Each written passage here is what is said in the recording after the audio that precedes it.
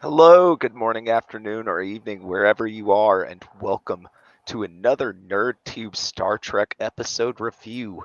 I am Majo Rage, and I'm joined by two of the finest Trekkies I have ever met. To my right is Zam. How are you this evening, sir? Oh, I'm fine, thank you. Live long and prosper, and I cannot wait to talk about this goddamn fucking episode. Lot to unpack this week for sure. Down under is Cousin Cheeto. How are you, sir? I am glad to be the power bottom today. I'm glad one of us went there. I almost did. Oh, I always do. Are you kidding me? Come on. No, glad to. I can't wait to unpack this episode. You know, yeah. All right, well, we will get right into it. Um, we had a cold open on the bridge of the Titan, and Jack shows up in a Starfleet uniform. That's unusual. Then he proceeds to murder everyone on the bridge, even executing poor Esmer. But he wakes up. It's a nightmare, like one of his visions, and he hears what sounds like Beverly telling him to come home. Um, we get a Riker's acting captain's log, the Titans finishing repairs after limping back to the edge of the Alpha Quadrant. In the meeting room, Seven, Shaw, Picard, and Riker discuss how a changeling managed to get on board despite them not being able to copy internal organs and blood, like we know back from DS9 canon. But the Um, CGI has gotten better since then, so now they can change. Now they can copy organs and blood because the CGI allows them to. Basically, yeah. No, that was probably the only reason they wrote that caveat Well, back in the day. troll review, worst episode ever. Nothing happened. Unknown guest stars, 0 out of 10. Great Okay. trolling. Glad to have you here as always, Daniel Vance. Um, so Shaw called Starfleet, um, and they're on their way, and they're gonna be wanting to ask Riker and Picard some questions. He reinstates Seven and tells the three of them to get their bullshit story straight. Yeah. I And he mean, we're kind of back to classic Shaw at this point, if you can call it classic, because he's only been in 5 episodes at this point. Um, I don't know. I mean, a lot of people are finding him to be a bit endearing. I don't as much. I really felt that I feel like the character's good because especially last episode, that whole scene with him and him with Wolf 359 and Locutus and everything. That was great stuff. Don't get me wrong, but it's like he's not even like I don't know. He's just an asshole for the sake of being an asshole, and I know there are people like that in real life. I understand that, but at the same time, it's like I don't understand why he endures to everybody. If this keeps up, like if and maybe after this week's episode, he might have a little bit of a change of heart.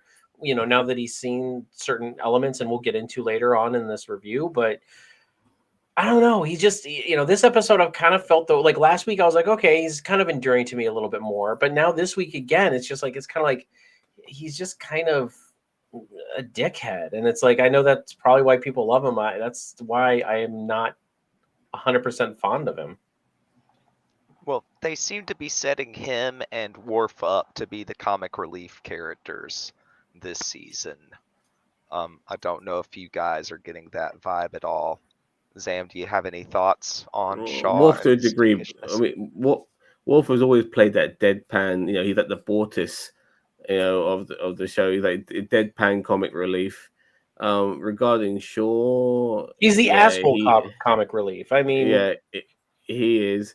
I don't know what to make of him. To tell you the truth, like I appreciate that we have like an arsehole character. I think stuff like that is good, but the fact that people find him endearing, I mean, I mean, I appreciate it for being an arsehole, but people find him endearing. I don't understand that. I mean, I like a good. I mean, the guy is like an antagonist, but with the protagonists. You know what I mean? This is good stuff. I appreciate all of that, but endearing, I don't see that. I don't see that at all.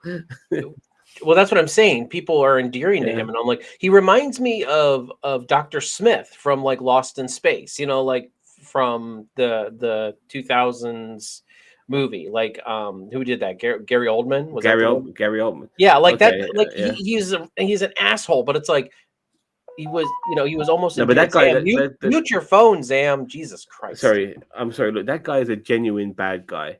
The character played by Gary Oldman, whilst I know. whilst Shaw isn't a bad guy, he's just an asshole. You know what I mean? So there is a difference.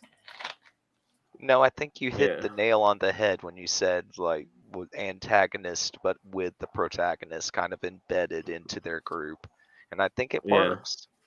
Like the Joker in Yeah. Arkham Knight, like inside Batman's head. Like it's just like I don't know. I can't put my finger on it, but it's going to get old. It's starting to get old, and I don't hate it yet. But if it keeps up, I'm gonna hate it. Like I can tell. Look, he doesn't want to do. He's the type of guy who wants to go around space, read it, check, observe a few nebulas, maybe do a couple of second contacts, and then put his feet up and maybe chill in the holodeck now and again for a bit of fun. He doesn't want any drama whatsoever. He's had it with the fucking Borg when Picard turned to Locutus, and obviously he ended up being the lucky one of 10 out of 15 and all of that shit. I think he's done with the drama. He just wants it as easy ride as possible. And if you ruin his buzz, so to speak, he'll get pissed off. So that's how it is, So that's how I look at it with him. So, but yeah. Oh, good stuff. So after the meeting with Shaw, Picard talks with Bev and Jack. Beverly goes to do an autopsy on the remains of the changeling that's inexplicably stayed in the And previous form. I need to get this out of my system before I forget. This is Picard's secret invasion. It's becoming more secret invasion with every fucking episode.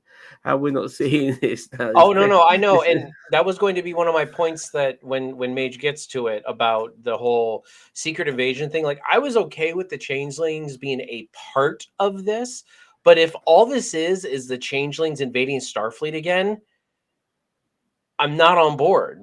And I mean, we'll get more into that when we get there. Well, look, the Dominion War is Dominion War is one of the most popular things in one of the popular storylines in Star Trek ever. I mean, there's nothing wrong in taking a very popular storyline and putting it with a different group of Star Trek characters and expanding on that. I mean, I'm totally fine with that. I mean, but this has happened. In the Dominion War, we had the whole secret invasion storyline. Like they had a whole couple part episode where it was like not like this though. They're infiltrating Starfleet. You know what I mean? No, they infiltrated Starfleet. Like they were. I mean, there were multiple changelings on Earth, and they were doing the whole "who do you trust" thing because they did that in DS9. It's already been done. Fair enough.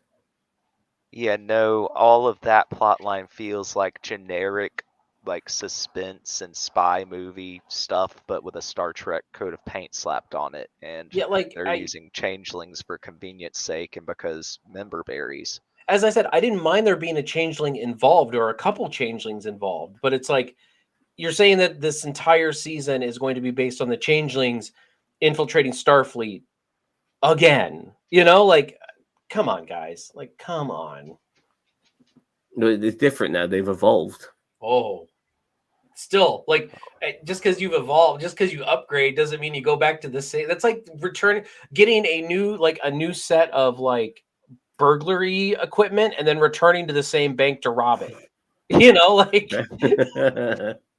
Like it just seems like it's an excellent analogy. I just feel like what else are they going to do? Like they want to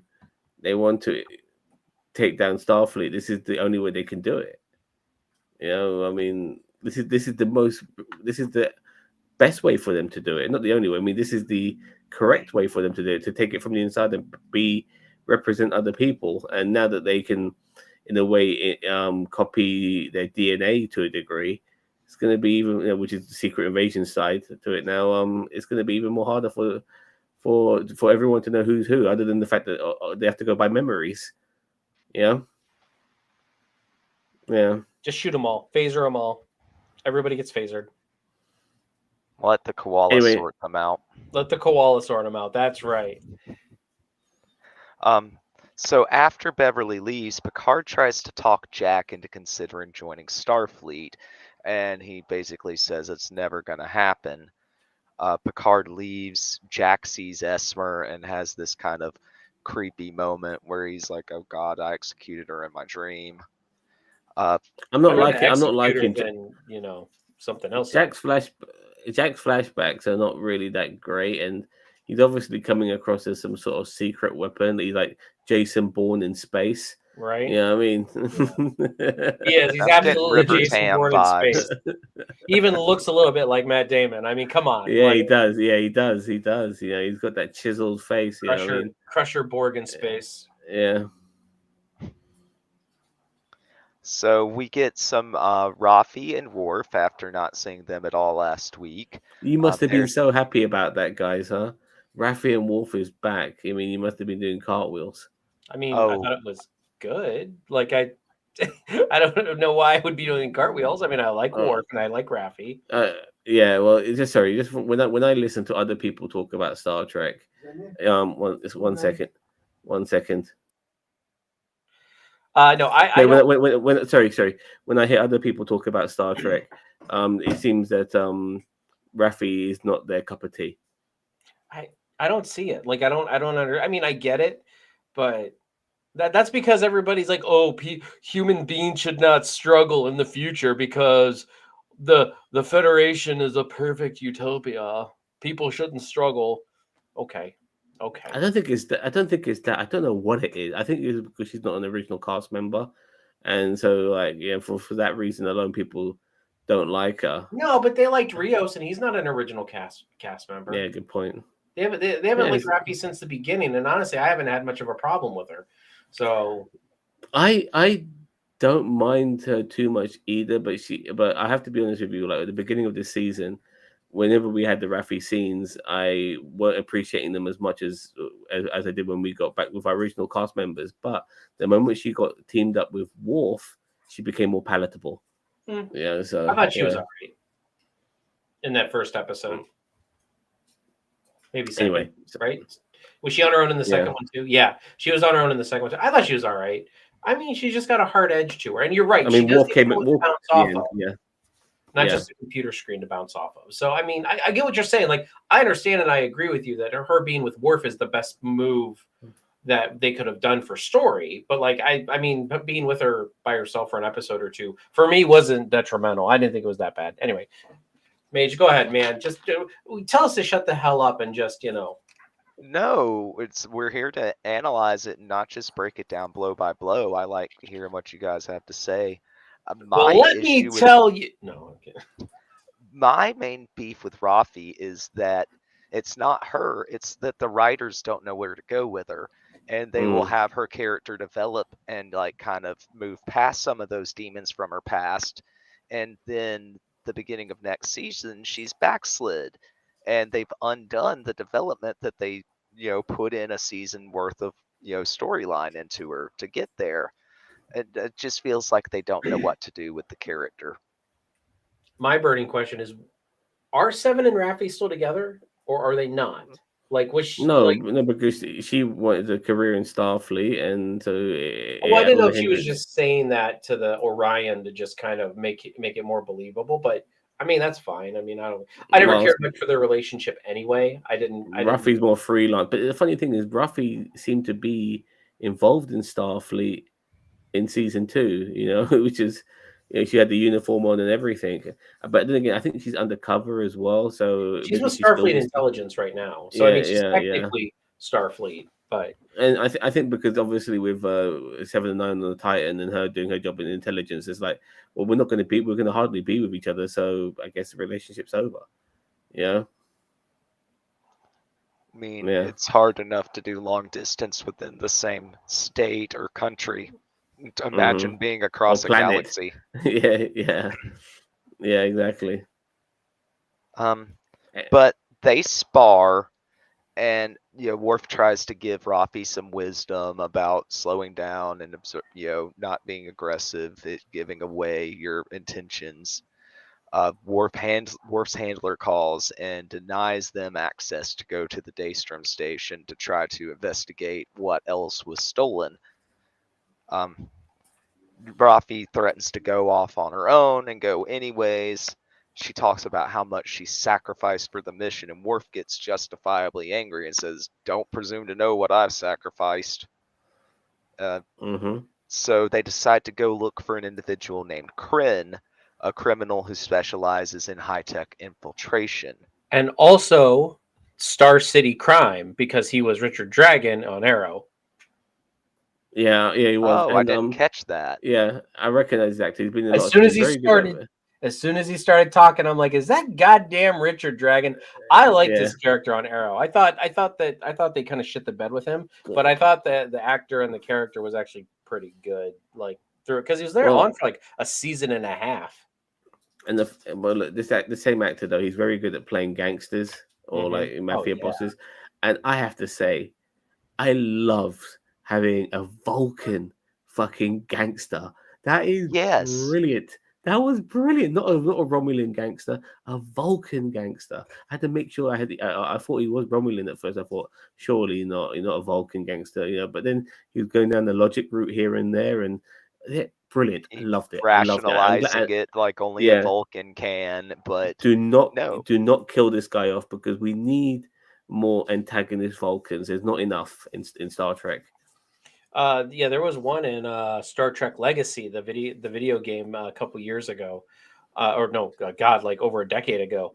But it was a Vulcan who was trying to, over a lifespan from Enterprise era all the way up through TNG era, was trying to, what was it, like try to manipulate the Borg? Midichlorians.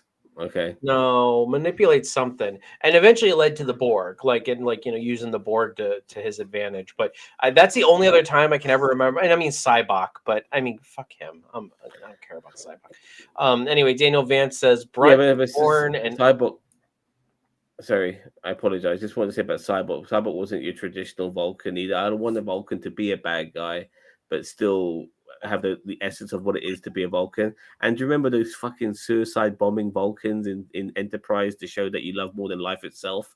Yeah, that was fucking stupid, by the way. But this was much my better. Second favorite, my second favorite Trek, but actually probably not even. It's probably third now, because I would say Lower Decks is my second favorite, honest and truly. But out of old Trek, yes, out of like 90s Trek, DS9, then Enterprise for me. But yeah, no, that was a good. I thought it was a very good storyline with the whole Vulcan and everything, like the Vulcan bombers and stuff like that. Because I agree. Yeah, I think that's great. Kryn is played by Kirk. What is Esposito? Esposito, yeah. Oh, they were in 12 Monkeys, the television show. I never saw that. 12 Monkeys, the movie, is great. He also starred in HBO's Oz and had the same scar across his face in that series. Cool. Yeah. And Spock's wife was in charge of arresting Vulcan criminals. Yeah, I know they're out there, but you don't run across them very often. Maybe they're just so good that they're logically good that they just don't get caught. Well, I like this particular Vulcan because he is not just like a thieving Vulcan or whatever, or somebody lost in some stupid ideology. He is a gangster, and that for me I find very appealing, very, very appealing. Yes, you would. I'm preoccupied with gambling and bets. Yeah. I know he's like all talking about odds and stuff, so you can tell he's like a bad Vulcan. He's like, but he knows the odds, you know what I mean? He's like, I would have put it at 10-1. I'm like, oh god, this Vulcan gambles. But no, I'm glad too that they went the Vulcan route. Rather, it would have made sense if it was a Romulan, because right now the Romulan race is just kind of sprawled out all across the galaxy. And I mean, we did see a lot of them in season 1 of Picard, and we kind of caught up with a lot of Vulcans, but at the same time, or not Vulcans, Romulans, but at the same, so it would have made sense. But I'm glad they kind of went off, because we would have expected it to be a Romulan, like Zam said. But it's kind of good that they went off book and made it a Vulcan. So, subvert the expectations of a Yes, Vulcan. there's what I'm looking for, Mage. That's why you are in charge of this shit show. Host of the year.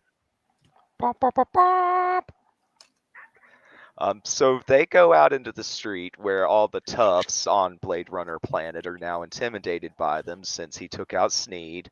Rafi fires a phaser and blusters as only Rafi can, and then Worf decides to meditate while he waits on them. The Intrepid arrives at the Titan's location, and security officers are going to come over via shuttle. Very unusual. Picard says that he's going to need a favor from Seven.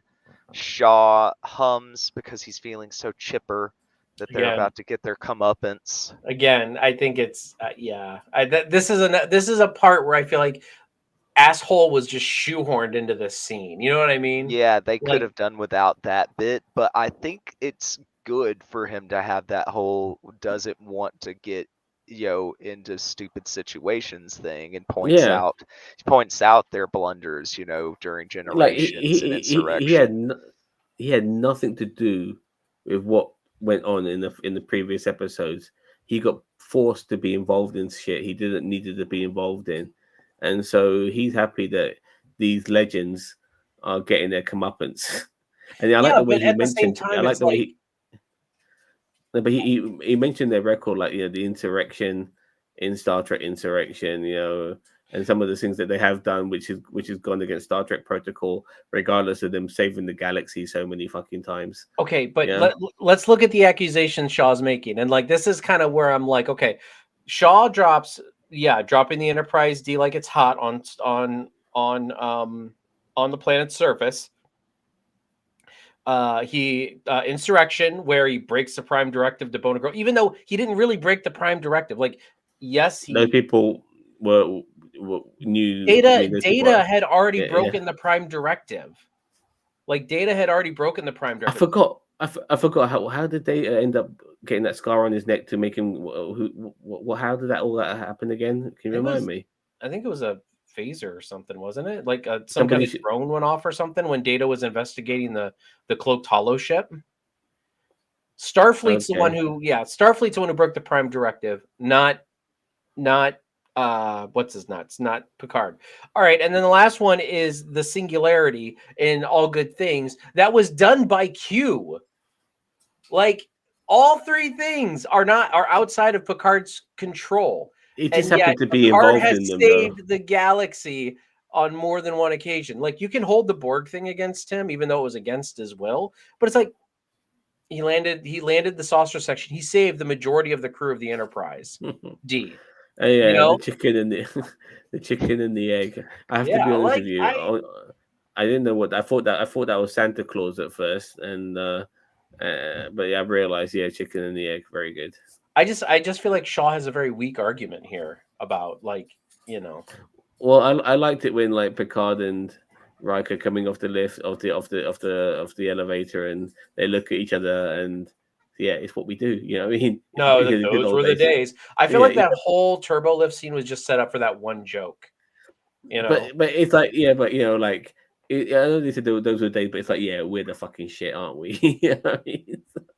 That's what it was about, really. And I loved it. I guess it all depends on your point of view. Yeah. So it turns out that the security officer is none other than Ro Laren, who was introduced in, I want to say, season 5 of TNG. Yes. Ensign Ro. I kept calling Bo-Katan for some reason, but yes, Ensign Ro. She looks a lot like Bo-Katan too, just with different color hair. Yeah, she looks really great for considering she's not been on for almost 30 years. She looks really good. I knew you were going to say that, Sam. I couldn't help it. It was a compliment I had to make. She looks great. Yeah, Michelle Forbes, correct? Mm-hmm. Yeah. First introduction of the Bajorans. Maybe. I think so. Because they introduce you to the planet and the situation. Yeah. I'd have to go back and look at that. Or if Daniel Vance can set us on the right way. I'm willing to bet one of my testicles. Just the Okay. one. The USS Intrepid was once fully crewed by Vulcans. Vulcans TOS the immunity syndrome. Okay. So Seven snags Jack. Apparently, that's part of the favor to Picard. Um, and she shoves him into a Starfleet uniform to hide him in plain sight. Riker Right and move. Picard. Yeah, But I would have said, sorry. But if I was Jack, I would say, listen, can you give me a yellow uniform, please? Yeah. I just this red one, like it's just not working for me. Give me a yellow. Don't put me in the command uniform. Give me engineering Didn't or security. but didn't Seven say that was a security uniform? I missed that line. I wanted to go back and listen to it, but I didn't have time before we started. Isn't she security said if the yellow? security officers come looking for you, it's best to hide in Oh, plain I sight. thought she meant it was like a security officer's uniform, and I'm like, that's red. Like what? So I just misheard it, but I was under the impression that I didn't hear the line very well. So I was thinking I was probably wrong. And Zam, you are right. You can keep your testicle. The Bajorans were first introduced in the 1991 Yes. episode Ensign Rowe, Star Trek: The Next Generation. Fair enough. So whichever YouTuber you watched before this that told you this was right. No, that was just me making an uneducated guess. All right. So Riker and Picard are facing possible treason charges, Rose says. We cut to Beverly doing the autopsy. The changeling corpse is still the corpse and not a liquid form, and it's giving off blood-like plasma when an incision's made into the epidermis, but there's no DNA. Yeah, and Beverly facelift. She was like, "Oh my god, this is just amazing." You know what I mean? Like I've never, they've evolved. So we cut to Picard, and he's really salty that Roe managed to get back into Starfleet. He's still, sore about her defecting to the Maquis, 30 years ago at this point. As you would. This is some of the best scenes I've seen in Star Trek because it does keep you guessing for a long time. Mm-hmm. And I very much appreciated a lot of what we got because I don't. I liked it a lot. I felt like this was ripped right out of Cisco and Eddington, except for a little bit more mentorship. You know what I mean? Like this whole rivalry because of betrayal to the Maquis. Like this is, I don't know. It wasn't that. It was the scenes guessing were game good. of It just didn't feel earned, in my opinion. I didn't It- feel like it was- Roller. I didn't feel like Rolaren and Picard were that close. No, yeah, I agree with you there. For me, it was more to do with. I mean, I actually thought she was closer to Riker personally, but I I was more interested in the fact is she a changeling or not? And the way they portrayed that throughout their interactions, it was brilliantly done. Yeah, no, I couldn't tell, and I was guessing, and they did a really good job with that aspect of the scenes. They made me actually care about Ro Laren, and that's a character that I've traditionally had rubbed me the wrong way since my first exposure to her.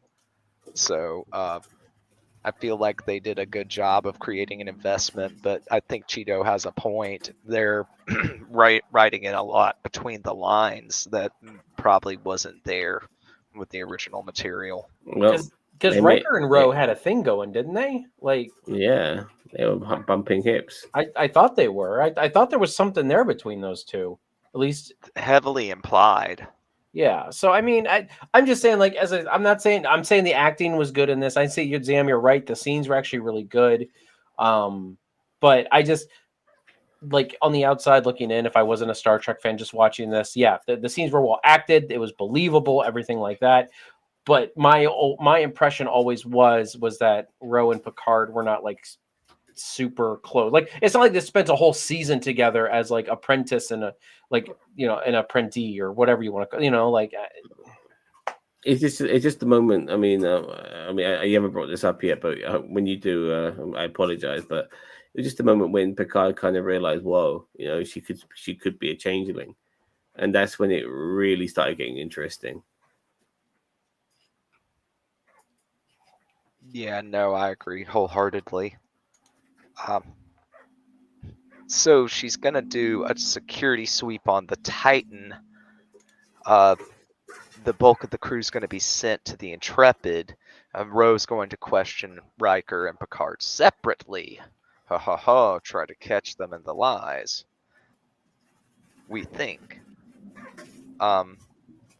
So we get some heated words between her and Picard, and that once the questioning starts, and she cuts herself to prove that she is her and not a changeling. And as we know, that don't mean shit anymore. Right. But Yeah, Picard doesn't know that yet, so that yeah. sets up the whole thing for the audience to start guessing, is this the real Ro or not? And it could have easily been hand-fisted and been easily guessed and not played well, but I feel like they kind of stuck the landing with it. Very much so. Like even like there was so much going on with this with this. Like it took you right to the very last moment to truly be convinced who she was. Thoughts, Cheeto? Uh, I don't know. I mean, as I said, the whole thing with the changelings and everything like that. We've been down this route before, and yes, there's new evolution involved, but it's still the same comic book, just written by a different written by a different artist. Fair enough. Yeah. Like I said, Secret Invasion, Picard. That's what you're not wrong, Zam. That's what I'm saying. It's like we're doing this again. Like Star Trek did it before, and now we're doing it again. I mean, okay. The USS Intrepid, I do want to make a comment on that. I meant to say something earlier. Not a bad looking ship. I'm not gonna lie. I don't remember what class. I don't think I even know what class it is. But I like the different look of it, because I originally thought it was another Neo Constitution class, and I'm like, great. Is this going to be like TOS, where every single ship is going to be now a Neo Constitution class? Because fuck that. But no, it actually has a different design to it. The battle section kind of goes down and back and around and up and forward. It still looks like a traditional Constitution class ship, though, doesn't it? Kind a little bit, but not, as I said, it's a little bit more sleeker, a little bit more flatter, a little bit, So I mean, it had a you have Voyager vibe to me. A little bit of tweaks fusion in between. it. Had the round saucer section though, didn't it? Mm-hmm. It did. Just making sure. Yep. Anyway, move on, please. So the scene with Ro questioning, there's the earring. She doesn't have it on. Picard accuses her of abandoning another institution. We cut to Jack having more of his hallucinations with the red stuff, the root-like things. Then have seen of him killing the transporter chief, and then that's just another. It's just another fake out. Another fake out, and the chief asks him if he's okay, and he's like, no, and leaves, creeping the guy out. Yeah, I knew as soon as he shot him, I knew it was another dream. Like, they established it in the beginning that he's going to be doing this all the time, and it's like, I thought originally maybe it was when he got the uniform earlier, that it was going to be him seeing the future. I don't think so. I think I don't know what's going on. I don't know what's going on. It does feel like he's having visions though, flash forwards. So I think he's a sleeper agent. I think he's just. I think some other people have already said this, so I'm not treading any new water here. But a lot of people are like, he's a changeling of some kind. I wonder if maybe he's like a changeling Borg hybrid because of the voices and stuff like that. I mean, it would kind of be a way to make it a little bit different with the changeling Borg hybrid. Well, the Borg part would come from Picard, won't it? Yes. So he wouldn't be tampered with, but maybe the fact that because he's got Borg tech in from Picard's fat load that he shot inside Beverly Crusher, Well, no, You know, I mean, he's just like, there's nanobots in there, and they're able to control those nanobots that are like infused in Jack Crusher's body. well, and I mean, I'm more talking about like if Jack Crusher's not actually his son, which leads us to think, well, what's going on with Beverly? Blah blah blah. I don't. I'm just spitballing here. I honestly don't. I almost want to say I don't care about what's I going on with Jack personally, Crusher. I think it would be bad taste if he's no longer if he's not the son of Picard. But Beverly Crusher assumes that he is. But Will Riker says, just look at him. As far as they're concerned in this universe, he looks like your son. You guys look alike, and all of that sort of stuff. So I think to take that away from Picard, I think that would be very bad taste I for a think show. I wouldn't find that palatable at all. You okay. know what I Well, mean? as I said, I almost don't care at this point. Like I really don't. I don't. The Jack Crusher of it is honestly not even that um enticing to me. Like it's just like, oh boy, Picard has a son because back in Generations he said he was going to be the last Picard. Oh boy, like, and even in his speech at Starfleet, he said that he was standing there as one of the last Picards, and Beverly's just kind of chilling, watching the speech, going, "Huh, nice." I think this is the gift to Picard, like saying, okay, I know we killed off your nephews. I know your brother's dead as well, but we're not going to make you the last Picard. Your legacy will live on. So that's how I look at it. Okay. I mean, and we did have Laris talking about a legacy in episode 1, and Yeah, they're not very subtle on this and show. they're not going to do things twice. Like, I mean, Kirk was a great captain as far as Star Trek's concerned, and he had no legacy because his son died in Star Trek 3. So they're not gonna. I don't think they're gonna let history repeat itself. They want one of these guys to continue their legacy, and so that's why I think Picard will have that honor for sure. So, yep. So Um, in District 6 of Blade, oh, we got Daniel Vance. Loved Shaw's look as he sees the Intrepid in flames. Yeah, no, that was a good mugging right there. mm-hmm. Well, I think it's funny because he's coming to the realization. He's like, "Oh shit, Picard and Riker were right." Like He's gonna have to eat crow. yeah, and Shaw does not seem like one who eats crow well. Yep. Not at all. In District 6 of Blade Runner Planet, Rafi and Worf they're trying to get the drop on Kryn and his thugs, but they get the drop on them. We get the reveal that Kryn is a Vulcan, and he recognizes a hollow emitter when he sees one. He predicted that they were going to try to entrap him. We cut back to the autopsy. Bev finds that the changelings can replicate organs, and unless she really hacks at them, they stay organs. That's how they bypass the internal security scanners that Starfleet uses now. She sends a discreet message to Jean-Luc, disguising it as test results, and he finds out this information and has the realization that this very well could be a changeling that he's in the room with. Mm-hmm.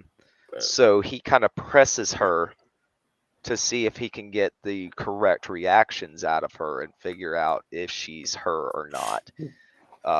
Asks her to. And she does mention some things about her past. Initially, she avoids it because she's the one interrogating Picard.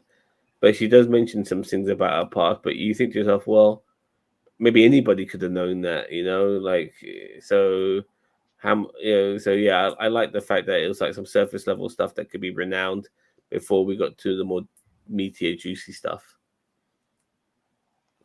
So she explains how she came to be back in Starfleet, speaks about honor and institutions. On the way to go inspect the corpse, she pulls a phaser on Jean-Luc and shoves him into the hollow shed, locks the doors, but then so it's the hollow 10 forward. He goes behind the bar, turns off the safeties, and grabs Guinan's hidden phaser. Question: is that phaser actually part of the holodeck? Because if the phaser is a part of the holodeck simulation and the safeties are on, that phaser he means switches off. nothing.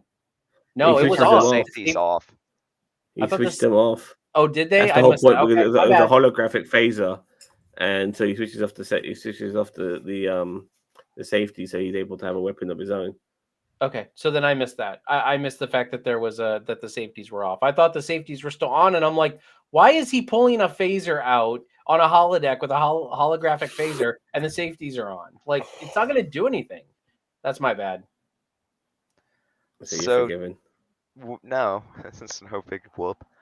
So we get the scene where they really finally have it out with each other and come clean about how they really felt and how both of them felt betrayed by the other one. And when this is when you start to realize that Ro is not a changeling. right, and because she's we able to realize express it, herself. Yeah. only the real Rolaren would know those intimate feelings and stuff. And so the audience and Jean-Luc realize at the same time. So Ro tells Jean-Luc that Starfleet's been infiltrated to the highest levels, and we get the intersection of the spy plot line into the stuff on the Titan. Yay. So we cut back to Kryn on Blade Runner planet, and he's got Worf and Worf at gunpoint on their knees. He's explaining his bond with Sneed, and then he says, "You're gonna have to fight to the death." He gives them a minute. If they don't start killing each other, he'll just kill them both. Worf starts talking again about the sacrifice for the mission, says he's about to do so again, and then they fight. Rafi stabs him, in what looks like the kidney. But did you guys think what I thought? Like basically immediately. The fact The that Wolf was dead. basically the fact that Klingons have redundant organs. Thank yes. you. They do. They have redundant organs. So it's like I'm actually very surprised that the Vulcan didn't think of this. I did not know this. Oh yeah, they talk about it all the time. They've got like 2 hearts, 3 lungs. Like I don't know if they have actually 3 lungs. I know they have 2 hearts, like a smaller one and a bigger one. Like, yeah, they have redundant organs. Like that's a part of their evolution. They've got like a ton of ribs, and like they're for her pleasure, like and stuff like that. Like that's they have 2 of. Yeah. But so we get this fake out, and we're supposed to buy it. Ro, we're back on the Titan. She's concerned that more changelings are on the Intrepid. She asks Jean-Luc about Frontier Day. So we're getting more like signs that that's when things are going to come to a head for this season. She says that there's been incidents on 12 ships with the changelings on board that are getting covered up. She explains that she tried to go to higher ups like Admiral Janeway, but she couldn't get through the gatekeepers. She tried to go to the media, etc. She just lists all the ways she's tried and failed to expose this, and basically telling Jean-Luc it's his problem now. Yeah, I mean, you don't know how many changelings have infiltrated Starfleet, so I mean, the whole hierarchy could be changelings, which is even Admiral Janeway. But that's the thing. As I said, we've already done this. The changelings have already infiltrated Starfleet before. Do you think we'll get an Admiral Janeway cameo? They mentioned her a few times now in this season. Yeah, but they mentioned Cisco last season, and we never saw him. So yeah, but there's a difference. There's a big difference. Yeah, I mean, maybe I wouldn't put it past them to have a Janeway cameo. I don't think she's going to be like horrendously involved, but I don't know. I mean, it would be nice to see a moment. It'd be nice to see her and Seven again. Yeah, it'd be nice. I mean, it'd be nice to see Chakotay and Seven. catching up So with one another. Vanessa said intruders detected deck 10 phasers fired, detected deck 10 security to deck 10, and is there some sort of deck 10 thing I need to know about? And Daniel Vaz also said, I think we'll see the Voyager A at Frontier Day. By the way, this Frontier Day was like implied a lot in the earlier episodes. Now I've totally forgotten about it. Yeah, so I mean, here's my thing. Things are progressing very slowly at this point, and I was kind of hoping we would see all the characters together by now. I know we've seen Worf and we've seen Picard and Riker, and we've seen Maria Sirtis as Troy and like in video, like in Combox videos, but we've not seen LaForge at all. We've not seen Lore at all. We've not seen Moriarty at all. And I'm not saying we need all them right away, but I was kind of hoping that at least the original cast in this would be at least somewhat back together. We've also seen Crusher, obviously, but like, where's LaForge? Where's Lore? Where's Troy? Like, are these just glorified cameos for these episodes? Because I think we're at the halfway point now already, right? Brent Spiner had bigger roles in the previous season, so I think they're gonna not let him take as much screen time as before. This is why people like Gates McFadden and Michael Dorn have had larger roles this season. But it would be nice to see Geordi LaForge back soon. I think we'll see him soon. I think they're gonna keep Data back a little bit further. I think he is in charge of everything. I think he's the grand master of it all. So yeah, he's the boss of the changelings, because the changelings can't turn into an android. I mean, they can look like an android, but they can't do the physicality of an android. They can't grow circuits in them and shit like that, can they? So I think that somehow they will find, oh, you're superior to us, and so that's why he ends up being their leader. And once again, Moriarty will be the person to stop him. They'll bring, what, Moriarty, need to keep bringing you off the bench here, mate. You know how to stop Data, so now you know how to stop Lore. Moriarty is the charge of the Daystrom station, the Forge's command of the Legacy Fleet for Frontier Day. Lore, I think he's part of Starfleet's intelligence now. I think and that's why Moriarty's he's in the uniform. there. Oh, go ahead. No, he looks very human as well. Lore does, by the way. He's really changing himself. Yeah, but I think the workaround for the Daystrom AI is Moriarty. Like, I think Moriarty is the workaround that they were talking about in this episode about the Daystrom AI. And I bet you the AI that keeps him out of the Daystrom Institute is Lore. I think you're right. I think Lore is working with Starfleet, but it's not like a digital AI. The AI is Lore in charge of the Daystrom Institute. Lore is a bad guy. You can't be trusted. How do you know? Well, every time we've seen Law, he's fucking been a bad guy. I know, but I'm just saying. But every time we've seen Moriarty, he's been a bad guy. But you're saying, oh, we're gonna have to use him to beat that. No, I think Moriarty's the workaround to the AI, and the AI is Lore at the Daystrom Institute. Moriarty, in reality, wanted to be free, to a degree, and whilst Law, he only pretends that he wants to be useful, but the reality is that he just wants to fuck things up. He wants to watch the world burn. Okay. So I just don't think he could be trusted. I don't think any of them can be trusted. No, I agree. I mean, I could totally be wrong.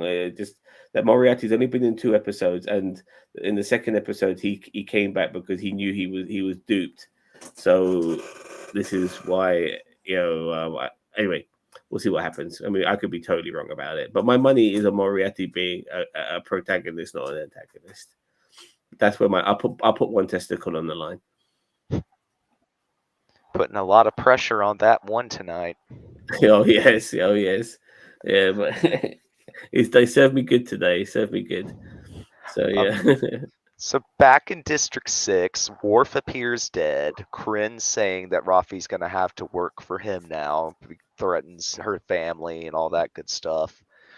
Worf takes him from behind after taking out his thugs. Kryn explains how he got a device to bypass the Daystrom station's AI security. I also think that it has something to do with Lore. that is the security AI. So I'm agreeing with Cheeto on that. He gives it to Rafi and Worf. So we cut back to on the Titan. Ro tells Picard to get the Titan and run. She gives him the earring, her Bajoran earring. They have a tearful goodbye, and she orders her officers to leave without taking Jack Crusher into custody. On the bridge, Jean-Luc appeals to Shaw to run. Uh, we cut to Ro on her shuttle. The security officers beam away after setting up a bomb. They're obviously changelings. Uh, so they find Jack. Oh, I'm sorry, I'm skipping ahead. No So problem. instead of coming closer and being able to maybe get beamed out of the shuttle, Ro pilots it towards the port nacelle of the Intrepid and kind of takes it out to try to give them a fighting chance, in her words. Did the shuttle ram into the nacelle, or did the bomb go off near the nacelle? It was very unclear as to what was happening. I read it as She, the latter, she, but it was vague. I think she went to the nacelle. She piloted the ship there, knowing that the bomb would blow up there. That's how I look at it. Okay, I mean, Yeah. I genuinely was not sure. I'm like, did she ram the nacelle, or did she get close enough and it just blew? You know what I mean? I don't know. Yep. So So this yeah, doesn't really cripple the Intrepid. It arms its photon torpedoes and turns on the Titan, taking aim. Riker says that they're being set up for what just happened, and they convince Shaw to run. And he says to hit warp as soon as they can. Down lower decks, the changelings find Jack, and then we get that part where he goes full-blown sleeper agent thing and takes them out. proper Jason So, Bourne. You know, it's see, I was yeah. getting River Tam vibes, but that's just me. River Tan. Not familiar From with it. Firefly. Oh, sorry, I never watched it. I gotta watch Firefly, but everyone says it's amazing. You definitely should. I think you would really enjoy it. I think every nerd should watch it. Here's my thing. I like Firefly. I thought it was really good, and I thought it was a missed opportunity for Fox. But I mean, I wouldn't say go in there expecting your mind to be blown. It's definitely a cult classic where it's like, yeah, it's got some fun moments. It doesn't take itself too seriously, but Firefly is definitely like, it's not like, don't everybody builds up the hype. So because I actually didn't watch Firefly until like late 2000s. Like it came out in what, 2003, and like I didn't watch it until like 2010, 2011. But everyone made this big hype about it, and I was just like, oh, I can't. Oh, this is gonna be awesome. And I'm like, okay, it's good. And I mean, Nathan Fillion's amazing, and the entire cast is great. But if you saw Avengers, you kind of see where the quipping, that Let me Josh let me tell Whedon you is something. from. There was a show that everyone was waxing lyrical about, and I decided to watch it. And I have to admit, there were some good moments in this show, but overall, I did not appreciate it like everybody else, and that was The Wire. I watched all fucking 5 seasons of that fucking show, and I have to say there was a lot of boring fucking episodes. But there were some good episodes as well. Don't get me wrong, there's some good character moments. But I truly could not appreciate the television series like everybody else. It wasn't all that, as far as I was concerned. Anyway, I've never watched The Wire, so you won't miss anything. huh? So you're not going to miss much. Trust me. I You can live. You can. I personally think you won't appreciate it that much as, and I didn't appreciate it that much at all. Anyway, sorry, Mage. So just the one last thing to wrap up the scene with Jack going Jason Bourne. We get even more of his BS visions with the tendrils. Now there's a red door. like I'm not liking old-fashioned these door with a visions. knob. I hate I these. hate it. these I hate it too. I feel like it's to the detriment of the entire season. Well, and this time we actually get to see more of like the actual door. It's not just like this door that's like encased in like red and everything. It's actually like, we actually see the door. It's actually got what, the window panels on each side with the Starfleet insignia on it, and it just, yeah, it was very odd. Look, I'm not liking the I'm, visions either. I'm I'm liking some of the connecting of the dots here, like regarding the Shrike maybe involved in the bombing because of the portholes and stuff like that. I'm not sure if you mentioned this yet regarding the key ring, and it being basically a data chip, which Picard and Riker ended up finding Worf on, and all of that. I like the sort of connections. I like this sort of space version of political espionage, where, like I said, with Picard being like the secret invasion of Star Trek. But these visions, I am not liking these. This is where it takes. I mean, all the things that's going on, this is like where it takes it very left field, and I'm not appreciating it at all. They better have a good fucking payoff which connects all the dots to this shit. It really should. I'm hoping for it, but right now I'm not liking it. But there's so much No. good stuff about it, and then you got this, which feels like it doesn't belong with this I particular feel like he's a season. sleeper agent. That's all it is. I feel like he's a changeling sleeper agent or a changeling Borg hybrid. Like, my thoughts is like, either that, like, I feel like you're right. If Lore is involved, then I feel like there's been an alliance between Lore and the Borg, and then there's some kind of changeling hybrid with the Borg, and that's Jack Crusher. So yet again, we get some kind of ripoff of Picard that's not a clone necessarily, but I mean, there's Borg and there's changeling aspects to it. I don't know. I'm obviously Beverly does not. Obviously, Beverly does not have anything to know about it. And yes, I do. Daniel Vance. I was watching with captions on this week. I remembered, and the voice in the episode, according to closed captioning, was Beverly's, and that is right. I remember seeing that.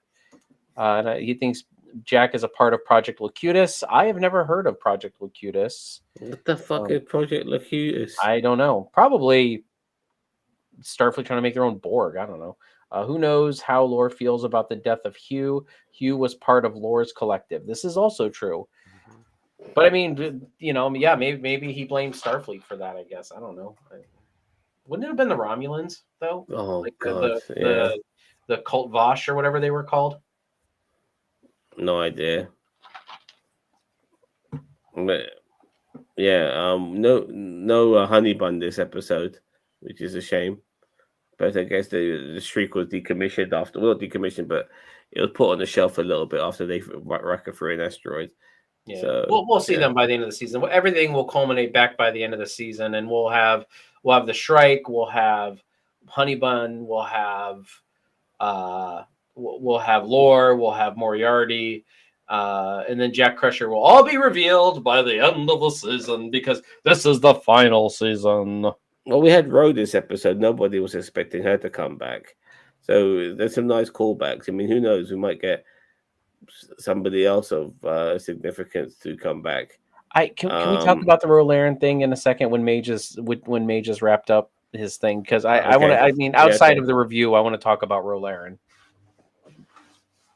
I was just gonna say we've pretty much discussed it all. There's the one final scene where Beverly comes to Jack like, "What's wrong with you? What's up?" And they imply that he's gonna tell her about the visions, but he doesn't say anything specific right then. And well, he is a 22-year-old. He's very confused. No, yeah. That tracks. That tracks. Well, he's 38-year-old body. Maybe that's why he's a changeling. Yeah, but I'm 38 in a 38-year-old body, and I'm still very confused too. So right. Well, we never really mentioned the key ring too much, so it was good to see Picard and Riker talking to Worf again. What key ring? Oh, you're talking about the earring. Yeah, so the earring. My bad, not the key ring. The earring. I'm like, what are you talking about? A key ring? And like all the data, all the work that Ro had left them, so they got a lot of research they could deal with.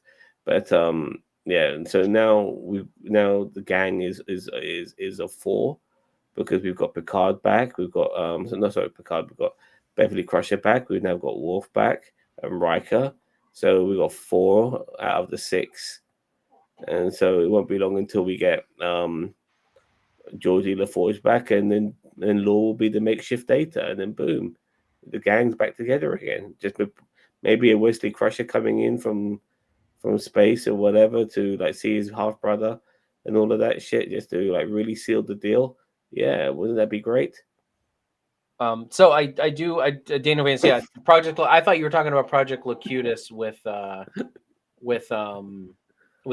but yeah, I mean, I never understood the whole Project Locutus thing for them to evolve. Like, the Borg never struck me as wanting to evolve like to be more human. You know what I mean? Like, it never struck me as making any sense. Where they're like, oh, we want to evolve, but yet we want to get rid of all individuality. It's like, that makes no sense. It's a counterintuitive of one another. So Project Locutus just never made sense to me. Anyway,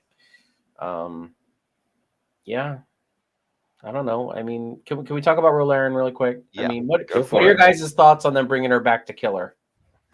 No problem with it at all. I mean, she was never really a major character in Star Trek in the first place. She's about as significant as fucking Moriarty. So as far as I'm concerned, they brought about one last hurrah. I mean, a lot of these characters we might never see them again in Star Trek. So she's very lucky to have any part at all in this franchise again. So yeah, no problem at all. Yeah, I mean, well, but she's also in the fandom. She's a very big question. She's always been a very big question mark from the fandom. Like, everybody believes she was still out there. But for her to be back, and then just to be a part of Starfleet this whole time, and Picard and Riker, and nobody knew. And I think Trek Culture brought this up, and I agree with them. How the hell I mean, Worf knew, because he's like, where's Commander Ro? How did Riker not know? How did Picard not know? How did none of these people know Starfleet is a big Ro was back? Huh? Starfleet is really big. Like, I think he's retired. You know, and like Riker's like hanging out with his family a lot of the times. He only left them recently because of the memories of his son.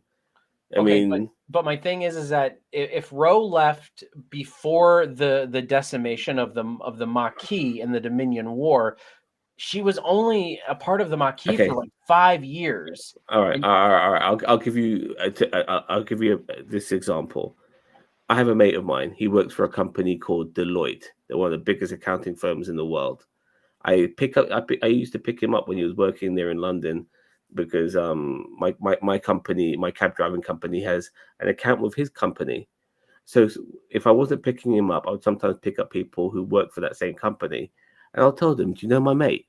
I'll mention my mate's name, and they go to me, no, not one fucking person. And all the years I picked up people from Deloitte knew who my mate was, who also worked for Deloitte. My point is that you could be in an organization and nobody knows who the fuck you are, because there's so many people in that goddamn organization. Starfleet is more than just fucking the Titan and the Enterprise and Voyager, and whatever else. There are loads of Starfleet ships. When we see like these big space battles and all these fucking different starship vessels and stuff like that, and God knows how many space stations there are and all of that sort of shit. There are loads and loads and loads of people in Starfleet. Loads. I still call bullshit. I still think they still would have gotten wind that Rolaren was back. A twice disgraced former officer coming back. If that didn't make the news and shake up, then her making commander definitely would have. That's like me making president. I'm the commander in chief, so I am a president as well. I'm a commander. 3 pips on my collar. Well, look, anyway. Look, hold on. We're talking about people like Kirk, Picard, Cisco, even to a degree Janeway, have all done, and Archer, have all done questionable, fucked up things, and people are complaining about Ro. Nah.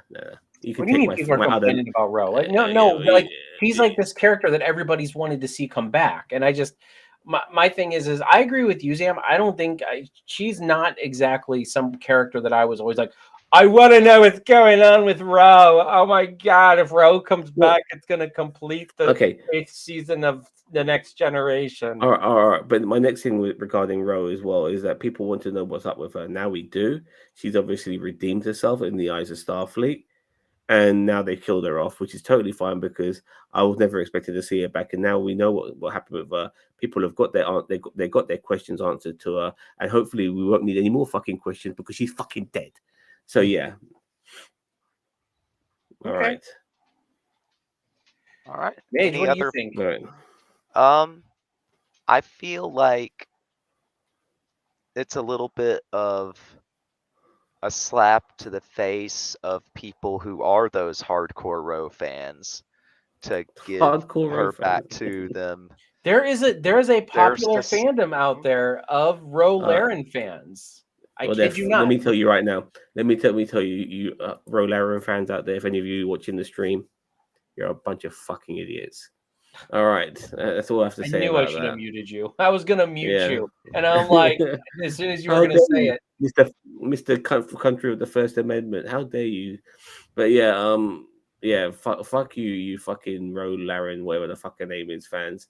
Fucking useless fucking character being a handful of fucking episodes, and you guys are all crazy over this fucking person. No. You guys need to fucking focus on what people who are more significant, who have more to offer. And you know what? I'm glad that she's dead. All right. God. Liam's trying to make friends with the Ro Laren groups out there.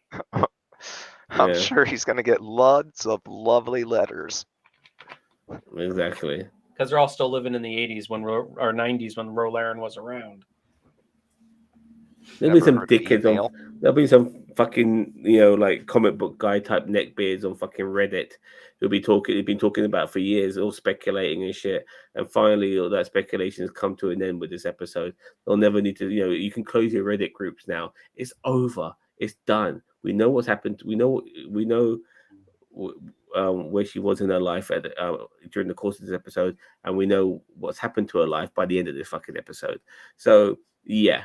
That's it. It's done. Ro, she's over with. Move on. Find a more interesting character. You geeky ass motherfuckers. And Daniel Vance is correct. Is that Ro Laren was supposed to become Kira Nerys on Deep Space Nine.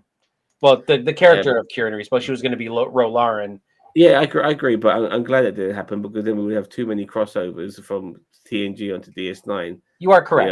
I do believe, like with Miles.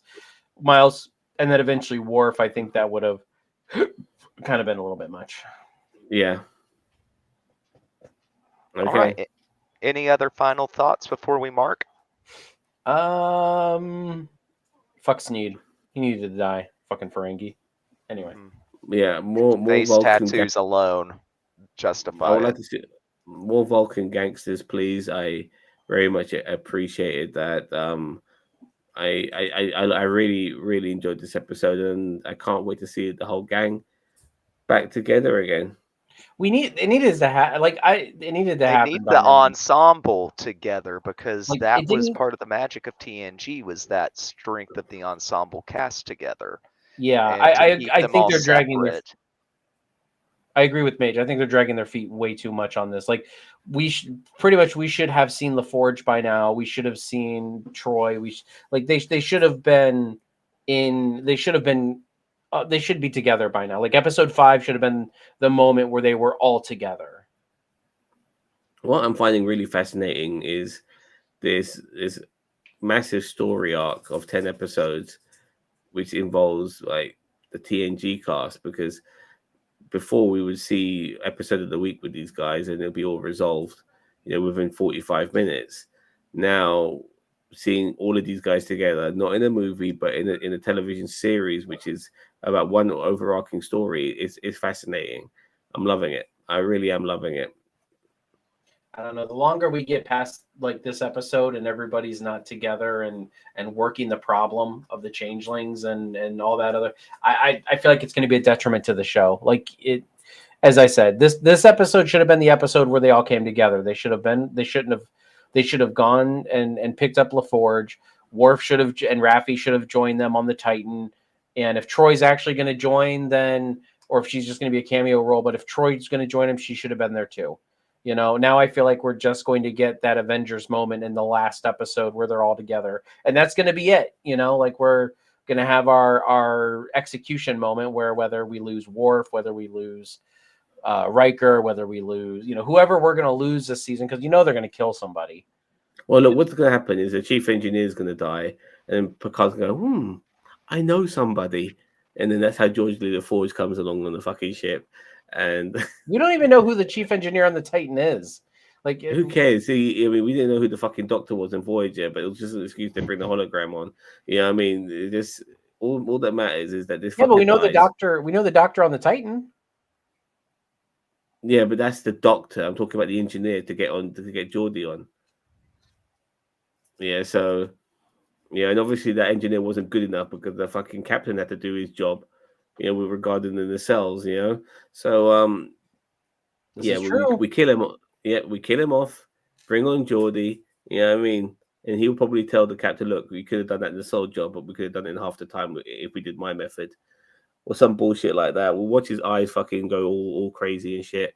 And yeah, and I think that'll make people very happy. And then then we can just focus on Law whenever he comes. So yeah. And theoretically, it's not going to be the whole gang because regardless of Brent Spiner being in this, he's not Data, he's Law. And as long as he's Law, it's never going to be, the gang will never be complete. You know what I mean? Fine. I'm talking about the gang of this season. I'm not talking about the gang all back. I'm honestly not interested in having the gang all back together. I like the fact that Raffi's involved and Seven is involved because it brings extra flavor. I'm not watching this season because I want to see all the old fogies back again. I want to see that, like, that's what I was excited for with Picard season 1 when I heard 7 of 9 was going to be on it. Because I'm like, that's an interesting combination of characters from 2 different shows. They were both former Borg and they both have that PTSD. And they barely even addressed it. I think they had one quick conversation about it in season 1, and it's like such wasted potential there. Yeah. And I'm like, I do now in season 2 and season 3. I love their interactions more, but they, you know, that's what I want to see. I don't care so much about the old group back together again because who cares? I want to see the old group interacting with the new group. As I said, like 7. I really wish there were more moments between 7 as first officer and Will Riker as like Picard's former first officer. You know, there was a moment in episode, I think it was 2 or 1, where it was like, you know, they had that moment where I said that Riker should have been the one consoling with 7 instead of Picard, because Riker is like even though I know he's been a captain, he's still that number 1 character that we remember, and that would have been a cool interaction between the two of them. You see, this is what matters the most. You see, Picard, and I say this very sarcastically, by the way, Picard and 7 cover a lot of the Borg ground in the Picard comic that takes place between season 2 and season 3. Well, maybe put that on my freaking screen instead because it sounds more interesting. Exactly. Yeah. I'm with you on that one, Cheeto. You know what I mean? They do that all the fucking time, man. You know, like they resolved, like in Assassin's Creed, like they resolved some of the storylines in fucking comics, but they just couldn't do it anymore in video games. So yeah. Anyway. Okay, I'm sorry, Mage. Didn't mean to hijack again. No, it's all good. Yeah. Let's mark it, starting with you, Sam. I'm going to give this episode a lovely, juicy 8 out of 10. I thoroughly enjoyed a lot of the espionage. Obviously, I'll say this one more time. It is Picard Secret Invasion. I did enjoy seeing elements of the changelings in there, and the Vulcan gangster really appeals to me a lot. I really like that as well. Raffi's scenes were acceptable because they were alongside Worf. It was good to see Worf communicate finally with Picard and Riker too. So it's everyone coming back together again pretty soon. I like seeing LaForge throw up when she saw her body being amputated, the changeling body. I'm like, yeah. Yeah, well, I forgot her first name, so Sydney. Yes. Yeah, Sydney. Okay, fine, but still, those little moments were pretty good. I enjoyed seeing Shaw, being very giddy that the other Starfleet officers were going to get into trouble. Good, good to see Ro back as well and see what's happening with her life. And then now she's fucking dead, so we don't have to fucking talk about her ever again. These are all good elements of the episode, as well as a little bit of Jason Bourne from Jack Crusher killing off those changelings, and knowing that there's a big espionage angle with the changelings infiltrating, and you don't know who you can trust. It's good. It's good, and like the evolution of the changelings as well. So they're not necessarily just liquid goo anymore. They can be, but be human beings. But the thing is, it kind of contradicts what we saw in the early episodes where they had to be liquid goo. So what the fuck, Well, and that might have mean? been a different changeling who's not a part of that evolution or something. Because remember, that was with Worf and Raffi. That was not on the Titan. Fair So enough. maybe we're dealing with but different factions of the changelings. But on the Titan, that one particular changeling, which they ended up amputating, did have his bucket on the Titan. Remember? You are correct. That is a fair point. Yeah, thank you very much. So, but nevertheless, regardless of all of these things, 8 out of 10, great episode. I am really enjoying. Uh-oh. We lost him. All right. Well, I guess it's going to be my turn. Sorry, guys. I don't know what the hell happened there. We all kind of like disappeared and shit like that. You disappeared. We were still here waiting on you. Then you disappeared. Then I disappeared. Yeah. Then Sam was back. That was weird. Goddamn melon. Cheaper, but sometimes you get what you pay for. Yeah, I guess so. So 8 out of 10 for me. Sorry for yabbering. I do apologize. Cheeto. You go. Before we move on to me, Dino Vance said they stated the one Worf was dealing with hadn't been a part of the Great Link in too long, and that's why he was having issues. I think. See, here's the thing. I think that was a continuity error, because I think Worf meant to say, and this is probably just bad writing.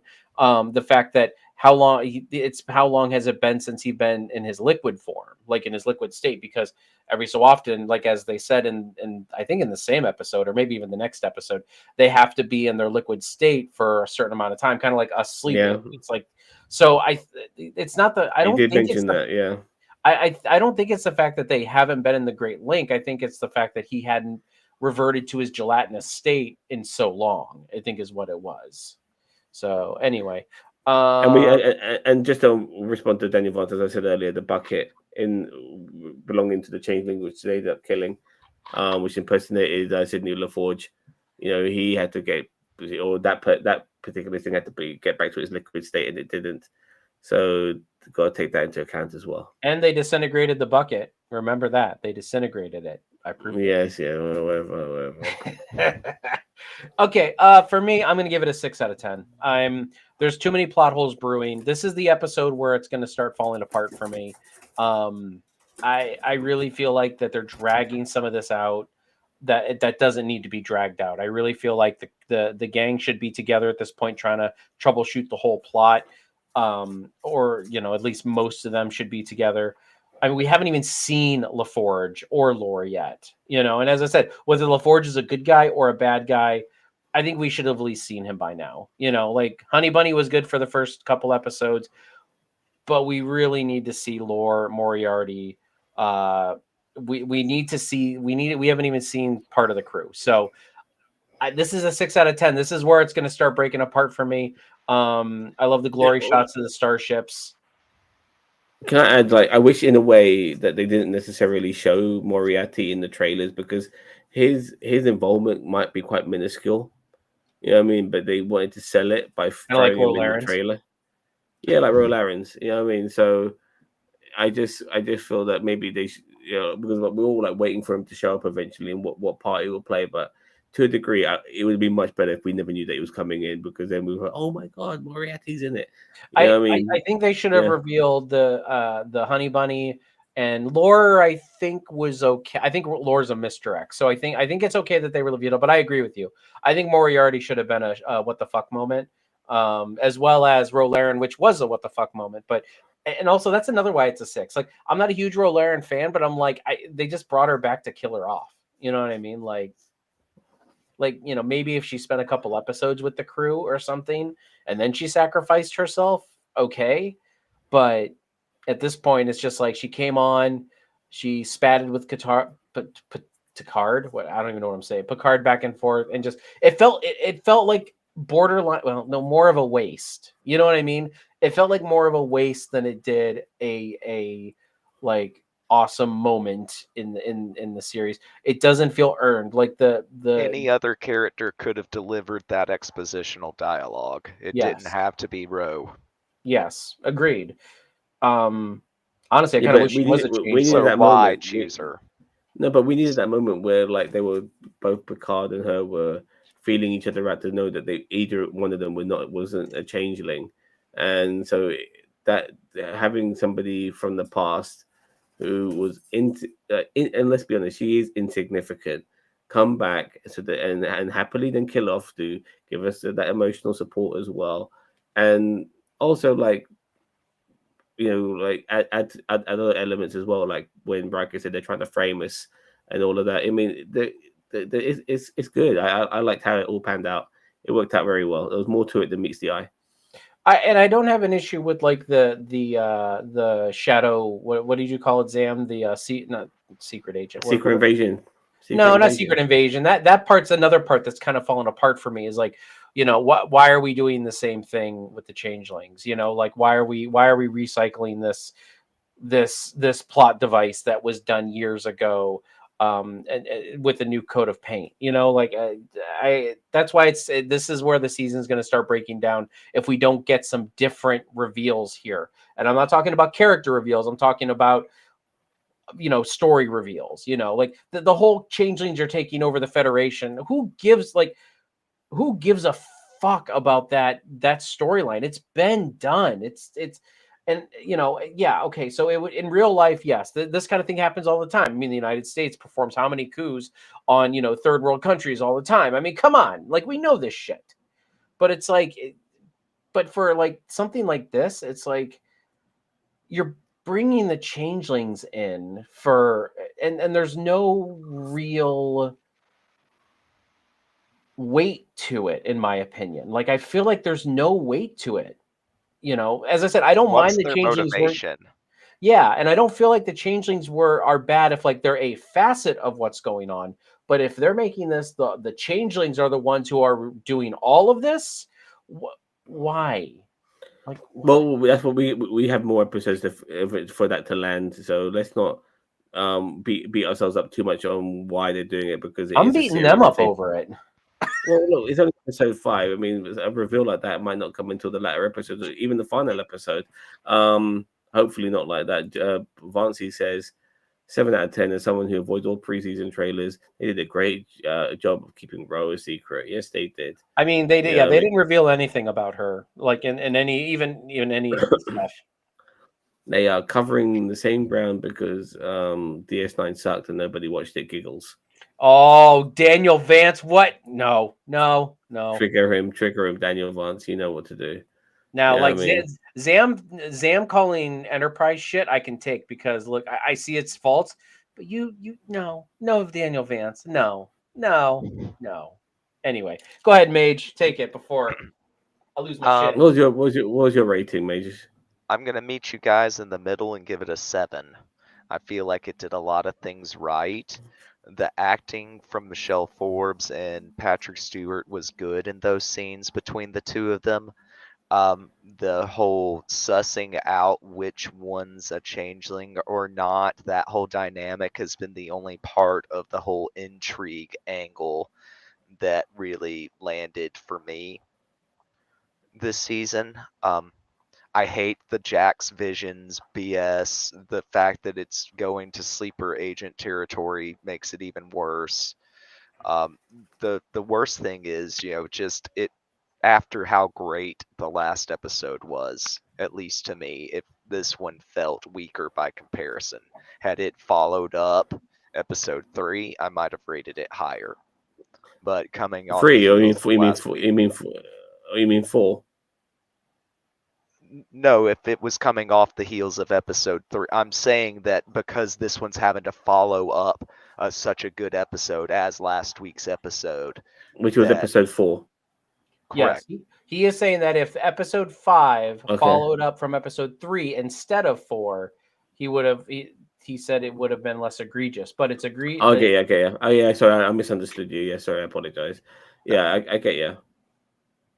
I get you, but in a way, episode 4 felt like a good cut off, almost like okay, we resolved a bit of story arc, and so we've got some completion. Close the first act of this whole story.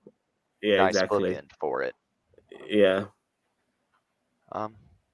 So we've got some whole new questions to be answered now, haven't we? Obviously, the Vision's not being that, but the entire crew basically knowing that there's changelings, and and Captain Shaw's going to learn very quickly what it means to be a runaway renegade Starfleet captain. But he's going to be with a couple of people who know how to do that shit pretty well, so he'll be in good hands. And you realize we're also treading Star Trek season 1, Star Trek Next Generation season 1 also. That dropped plot line from it. Yeah. I wonder. Remind me. That Starfleet was being infiltrated by those parasite aliens that lived inside people's chests. Oh yeah, I remember that. I remember their that bad episode. claymation and I love that. I love a lot of people have an issue with that. I loved it. My wife I didn't have an issue with it, over but here after I mentioned it. Huh? Yeah. What? Said my wife's in the room next to me, and she heard me mentioning that scene, and she started gagging. Oh yeah. No, I mean, as I said, this just feels recycled, like generically recycled. Even with that, it's just, I don't know. Maybe it's like what were those in it? What were those aliens called? I don't even remember. I don't think they even gave them a name. What if it's like a hybrid between changelings and them? Ooh, that's how they stay solid. Yeah. Organs. That's a way of tying in. That's a way of tying in season 1 of TNG. Yeah, we're giving them too much credit, the writers. I know. Well, so that's been our review. I'd like to thank everybody who came and joined us in the chat, all the people who lurked and viewed that episode review. Make sure if you enjoyed what you saw tonight, give us a like, maybe consider subscribing to the channel. We do all sorts of media reviews, from Marvel's DC to gangster shows like Tulsa King. Zam did that one. We cover all sorts of different stuff here, not just episode reviews, but discussion videos, sports entertainment content. We've got something for everyone here at NerdTube. WrestleMania is coming up soon, and some of our boys will be hopefully pulling their fingers out their fucking fat asses and doing a watch along of that. So yeah, keep an eye out for that. It's only it's within a couple of weeks from now. So yeah. Also, tomorrow we will have Galaxy Queen, a Star Trek fan film that we did a fan film reaction to. I'm very excited for that one to come out. And also tomorrow night, Ginger Greek has kind of started doing a Let's Chat series. He's going to try to do it every Friday night, here or there. We'll see if it works out. If not, who cares? We just get on and we just shoot the shit for as long as we feel like. So as long as the chat's going, the chat is in charge of that chat. So we talk about whatever we wanted to call it. Let's chat, but it kind of sounds stupid. But I like it. A lot of the stuff is going to be mainly what's happened the last 7 days. So yeah, it'll be a good little chin wag of the Oscars for sure, as well as certain things that happen in the news and politics and entertainment as well. Yeah. So I mean, just kind of, but it's kind of an open forum that any of the contributors can join. Like if anyone finds himself having a free night of the contributors on this channel, they can join too. It is an open forum. Just to kind of talk about stuff. Sounds great. Yeah. I'm gonna have to come into the chat just to see what you guys do with that. Yes. So I would love to hear your opinions on things. Oh Lord, I'm not sure you do. If you actually get me going, like Cheeto will tell you, I'm hard to shut up. You're fine. I'm the one who doesn't shut up. You're fine. You're damn right I'm gonna fucking sleep well. You're damn right, man. I'm keeping it going just for a few more minutes longer. It's almost 1 o'clock. Oh yeah, we should wrap it up. And Thanks. Please just a do. quick programming note. Next week here in the US, we will be back at 6:30 for us. In the UK, and across the pond, we will be an hour earlier because of time zone changes and stuff like that. So this week we left it as is, like because the US is now currently an hour ahead, and the UK, is still where they're at. Their daylight saving. Yeah, their daylight saving. So we are going to go back to the normal format in the US for 6:30 Eastern Standard Time starting next week. Sorry, that was just a quick programming note. Mage, take us out before we think of somebody else or something else to talk about. No, Yeah. you've been watching NerdTube. Please hit subscribe, give us a like, smash that bell icon so you get all the notifications, because you've been watching the best channel that you've maybe sort of kind of heard of. Live long and prosper. Peace and long life, motherfucker.